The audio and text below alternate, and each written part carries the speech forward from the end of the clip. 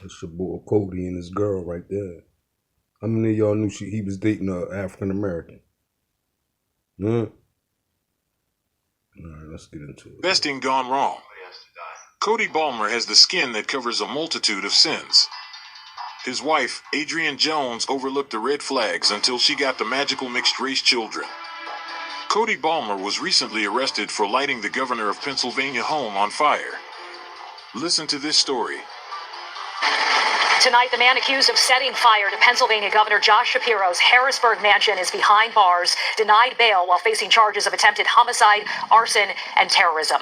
This is the 10 o'clock news. I'm Sheba Russell. I'm Jennifer Lee. Tonight, we are learning new details about what investigators say 38-year-old Cody Balmer planned to do during yesterday's early morning attack. Court documents say Balmer told police he planned to beat Governor Shapiro with a small sledgehammer if he encountered him. Balmer in court today denying claims from his family he suffered from mental illness. He also told police he was harboring hatred toward Governor Shapiro. The fire was set just hours after the governor, his wife, their 4 children, and another family had celebrated the first night of the Jewish holiday of Passover. And Steve, investigators say this was a clearly planned attack. And hearing all that, so it's not a stunner that no bail was given by the judge. And so we wait a week from Wednesday to see what's next when it comes to court, as his next preliminary hearing is set for April 23rd. How did you do that? 38-year-old Cody Balmer just stuck out his tongue, but didn't say anything to reporters coming into or coming out of court. What was it about Shapiro you don't like?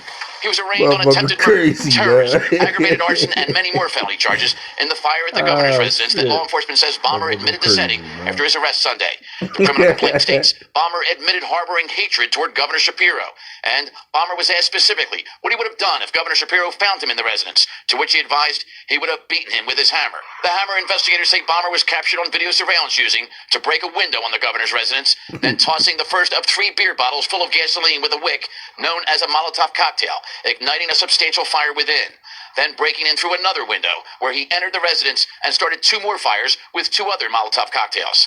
As this video provided by authorities shows the substantial damage done throughout the governor's residence, where if a door was not closed, fire investigators say the flames would have easily spread to the 2nd floor where the governor, his family, and a lot of guests were asleep. The Molotov cocktail is no different than a gun. When I got that Molotov cocktail in my hand, I know at the end of the day, I'm going to create damage, destruction, and probably going through the terrorist's mind was, I want to kill somebody. A man entering the door at Balmer's home told Fox 29 News' Jeff Cole he tried to get help for him. Would you talk to us at all, sir? No, I won't. You won't? I already told other people that we tried to get help for him, and that was it. You did? All I'm saying. You tried? That's all I'm saying. So he had an issue during the week, you said? I said that was all I was saying. Okay, but let me be clear. You tried to get help for him? No, I was clear enough. All right, so while Balmer didn't talk to Jeff coming in or going out of court or any of the other reporters, he was forced to talk to the judge in court. Some of what he said he's been living with his parents at that house for the past year or so. Hasn't had a job, has lots of kids in his words, doesn't do drugs, doesn't drink, and contrary to all the rumors, does not suffer from mental illness. Jen, Sheba? Yeah, I'm sure we'll be learning more in the coming days as well. Thank you so much, Steve. The white man had 2 white children first. The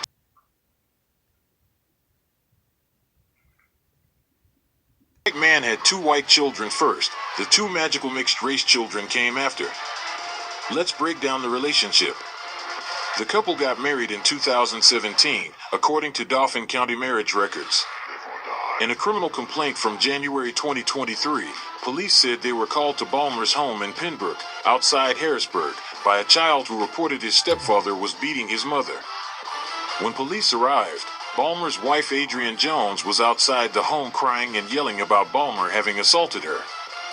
He told police he had taken a bottle full of pills in an attempt to kill himself, and an argument between himself and his wife escalated to the point that his stepson attempted to intervene. Balmer admitted shoving his son, and a physical altercation between all 3 followed. Jones said Balmer struck her in the face, bit her hand, and struck their 13- and 10-year-old sons.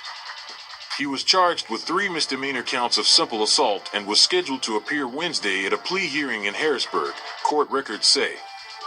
Balmer was also charged in 2015 after attempting to cash a forged paycheck for $3,560 at 2 separate M&T Bank branches on the same day. He pleaded guilty to forgery and was sentenced to 18 months of probation. Court records show Balmer's former home in Pembroke was subject to foreclosure proceedings and a sheriff's sale in 2023. He and Jones also reached an agreement in 2023 for the custody of their daughters, in which Balmer received primary physical custody. Did you hear that? He had primary custody of the mixed-race children. How can that be when he is supposedly the crazy one? This white man had so many mental issues, and it still didn't stop the divester from procreating with him and bringing him around black people.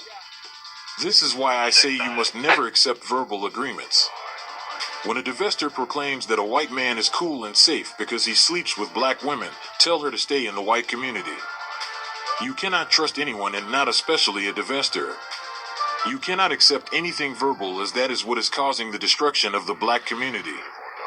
Divestors will tell you about someone's black husband is cheating, but will never tell you the white man is planning mass destruction. Divesting gone wrong.